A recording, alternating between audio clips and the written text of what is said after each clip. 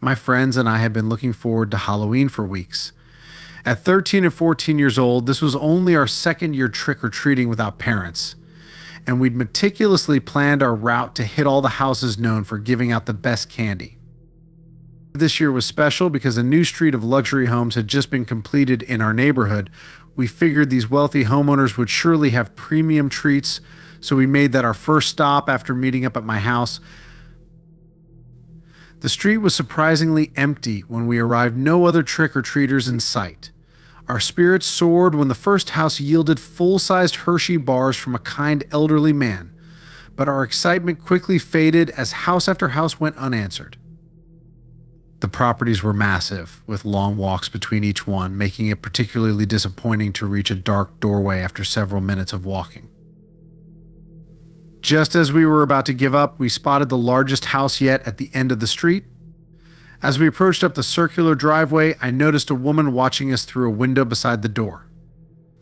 She quickly ducked away when our eyes met, but I wasn't concerned. I was just relieved someone was finally home. The door opened almost immediately after we rang the bell. Two women greeted us with warm smiles, including the one I'd spotted in the window. When they opened the door wider, our jaws dropped. There in the entrance hall was a massive round table covered with every type of candy imaginable. They invited us inside to choose 2 pieces each. We rushed in without hesitation, overwhelmed by the choices before us. That's when I heard the door slam shut behind us. We all turned to see one of the women still standing there, smiling. She asked us to wait while she fetched some special dessert she'd forgotten to put out. The other woman had vanished. My heart started racing when I heard footsteps approaching from down the hall. Without thinking, I yanked open the door and bolted, my friends right behind me. We could hear the woman calling for us to wait, but we didn't stop running until we reached my house.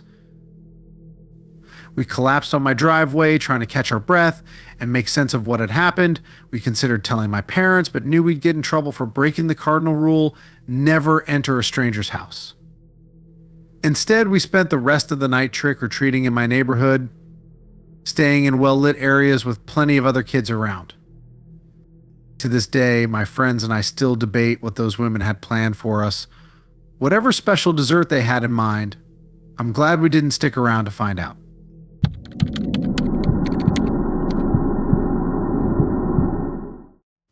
My first October living alone was relatively uneventful. I just rented a small house in a quiet neighborhood closer to work, where most neighbors kept to themselves. As Halloween approached, I noticed only a couple of houses had any decorations, nothing fancy, just a few pumpkins and signs. It was a far cry from my previous neighborhood's enthusiastic celebrations. Still wanting to participate, I put up a modest trick or treat sign and bought a single bag of candy, figuring that would suffice given the neighborhood's apparent lack of Halloween spirit.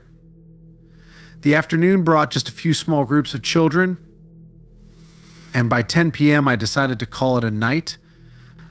I stored the remaining candy in the pantry and settled in to watch a horror movie. Halfway through the film, my doorbell rang. Through the peephole, I saw a young boy, perhaps 10 or 11, wearing what looked like a homemade costume black cloth with red accents and a black mask. Though it was unusually late for trick-or-treating, I grabbed a generous handful of candy from the pantry and dropped it into his pillowcase. I scanned the street for parents or other children, but saw no one. Minutes later, the doorbell rang again. To my surprise, the same boy stood there, but this time without his pillowcase. When I asked if he was okay, he remained silent. That's when I noticed a man across the street in my neighbor's driveway, wearing a costume similar to the boy's. "Is that your dad over there?" I asked. After a pause, the boy responded with a quiet, "Yes." When I asked why he'd returned, he simply said he wanted more candy. Though he had nothing to put it in, I held out the bag. He seemed almost annoyed as he reluctantly took a single piece before running off. Unsettled, I locked the door and returned to my movie. Later, as I headed upstairs for bed, a flash of light caught my eye the motion sensor by my garage had triggered. I watched through the window for several minutes but saw nothing. As I lay in bed mulling over the strange encounter, 3 loud bangs suddenly rattled my front door. I crept downstairs and peered through the peephole. The man from earlier stood there, inches from my door, still in his black and red costume and mask. He held something I couldn't quite make out. More banging followed, and I rushed upstairs to call 911. Just as the line connected, the sound of shattering glass came from my kitchen. I stayed locked in my bedroom, terrified, until police sirens sent the intruder fleeing. The police found a broken kitchen window where he'd entered, but nothing had been stolen. I spent the next few days in a hotel, running through scenarios in my head. Had he used his son to scout my house? What was his real intention? Now, almost a year later, Halloween approaches again, and I can't shake the fear that he might return to finish whatever he planned that night.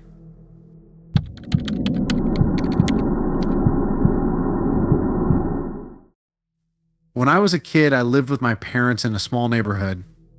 Halloween wasn't a big deal for trick-or-treating, so we usually did other things instead. One tradition I had with my dad was exploring creepy or abandoned places on Halloween night. It was something I'd never do alone or even with friends, but with him I felt safe. That sense of security stayed with me until one Halloween night changed everything. We'd been driving around for a while, searching for somewhere to explore, when we came across an old, weathered barn. It looked like it had been abandoned for years. The siding was falling apart. The roof had partially caved in, and only faint traces of red paint clung to the wood. Inside, we carefully stepped around shattered glass and broken boards, sifting through forgotten tools and debris. Then I spotted a scarecrow perched upright against one of the barn's walls. "Look, Dad," I said, pointing at it. He nodded and led the way over. As we got closer, a foul smell hit us. "Poor guy," Dad muttered, motioning to the ground near the scarecrow. I followed his gaze and saw a large raccoon lying lifeless nearby. "What do you think killed it?" I asked, wrinkling my nose. He crouched to inspect it, but I couldn't take my eyes off the scarecrow. At first, it appeared to be staring straight ahead, but now it was looking directly at me. Its beady eyes, sewn onto its burlap head, seemed to have shifted. "Dad," I said, my voice barely a whisper. He didn't respond right away, focused on the raccoon. "Weird," he finally muttered. "It's like its insides were removed, but there's hardly any mess." My stomach churned. I glanced back at the scarecrow. Its expression had changed. The smile stitched onto its face was gone, replaced by a flat line. Its once raised eyebrows now furrowed. "Dad," I said louder this time, panic creeping into my voice. He placed a reassuring hand on my shoulder. "Probably just a coyote," said casually, motioning for us to leave. As we walked away, I couldn't help myself. I turned around for one last look. The scarecrow's face was back to normal, smiling serenely and staring off into the distance, as though nothing had happened. I never told my dad what I saw. I didn't want him to think I was imagining things or stop taking me on our adventures. A few days later, he went back to the barn with my brother to sketch it. When he returned, he showed me the drawings, but in every picture of the barn, there was no scarecrow.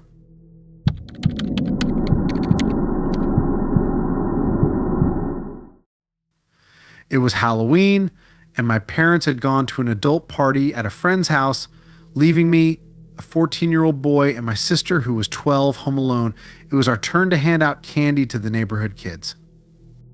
We lived on a small farm surrounded by more farms, so Halloween here was always pretty quiet. My sister was already at that stage where dressing up and going trick-or-treating seemed like a total embarrassment to her. Meanwhile, I preferred staying home and playing video games with my friends. The only problem was that our parents had forgotten to buy candy. They told us to split whatever we could find in the kitchen, so we were left with fruit and pretzels. That was a little embarrassing since the kids were only expecting to get candy on the one night of the year they were allowed to. I wasn't too concerned though, because there weren't many kids in our area. We figured we wouldn't have to open the door too much. We handed out the first batch of apples, and you could already see the disappointment on the kids' faces. By evening, we assumed we were done since it was almost 11 p.m. But just as we were about to relax, someone knocked on the door. It was late, and I really didn't want to open it again, but I thought it might be younger kids, and I didn't want to seem rude. So I went over, opened the door, and was shocked to see 4 very tall guys standing there, dressed in robes and holding open pillowcases as if they were expecting candy. Sorry guys, we're out of candy, I told them nervously. We've been handing out apples all night, but I have some pretzels if you want them. The tallest one looked at me like I was speaking a foreign language. None of them said a word. I didn't know what else to do, so I tried to close the door. But just as I was about to shut it completely, one of the guys stuck his shoe between the door and the frame to stop me. I opened the door again, ready to ask what the problem was, but at that moment, all 4 of them pushed the door open and barged in. Run and hide, I yelled to my sister immediately, but before I could react, they pushed me to the ground. One of them pulled a baseball bat from under his cloak and, in a serious tone, said, "We didn't come for candy." I tried to get up from the floor, managing to sit up on my hands and knees, but one of them kicked me hard in the stomach, knocking me back down. I tried to scream, but living on a farm far from the neighbors, I knew no one would hear me. Still, I kept trying. "Halloween's the one night people don't think twice if a kid is screaming," one of them said, laughing as they looked down at me in those strange robes. "I don't know what you want, but I can give you money if you leave us alone." "Please don't hurt us," I begged, trembling. I expected them to take me seriously, but they just laughed. "Look at the scared little baby. Where's your daddy to save you now?" one of them mocked, jabbing the bat into my ribs. I tried to get a glimpse of their faces. They looked too young to be doing something so horrible, definitely not mature enough for what they were about to do. As I crawled into a corner of the room, clutching my ribs in pain, I listened as they discussed which rooms they would search and what they would steal.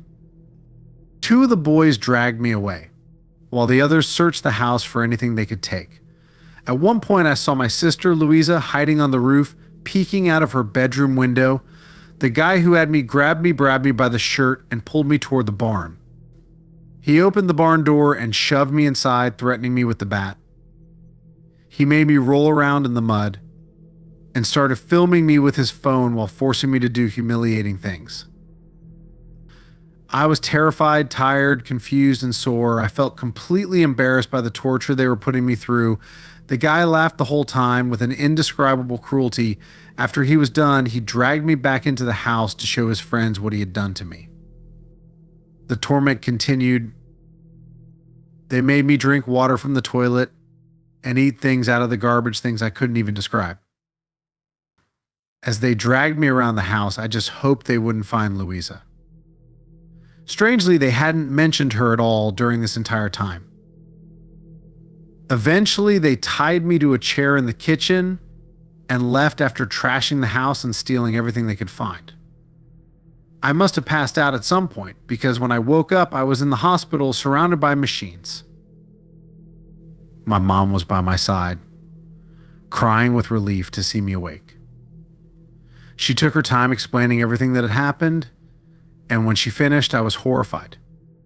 It turned out that Amy, the girl I had recently broken up with, had asked her brother to scare me as revenge. Apparently, he and his friends took things way too far and ended up doing all those horrible things to me. As far as I know, they were all arrested, but only Amy's brother went to jail. He got 5 years for aggravated assault and trespassing, while the others managed to get probation in exchange for testifying against him. It's been more than 2 years since that awful night, and it still haunts me. What I always tell people now is this: if you open the door on Halloween and your parents aren't home, for God's sake, look through the peephole first. Sometimes the monsters that show up trick-or-treating aren't wearing costumes.